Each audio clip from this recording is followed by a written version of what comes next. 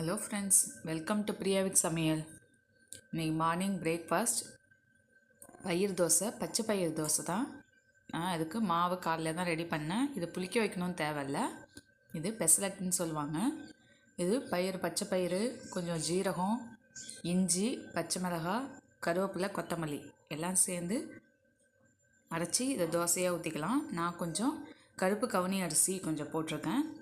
அதாவது ஒரு 2 ஸ்பூன் தான் போட்டிருக்கேன். ஒரு டம்ளர் நான் பயிர் எடுத்தேன்னா 2 ஸ்பூன் கருப்பு கவுனி அரிசி போட்டு நான் தோசை ஊற்றிருக்கேன். இதுக்கு கார சட்னி, வெங்காயம், பூண்டு, பட்டை மிளகாய் வச்சு கார சட்னி அரைச்சிருக்கேன்.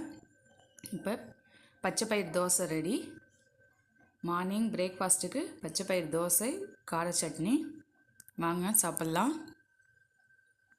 மத்தியானம் லஞ்ச் சூடான சாதம்.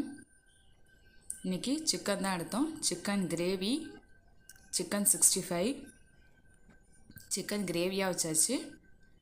ஏன்னா இங்கே எல்லாருக்குமே சிக்கன் கிரேவி தான் பிடிக்கும். அதனால் சிக்கன் கிரேவி, சிக்கன் 65.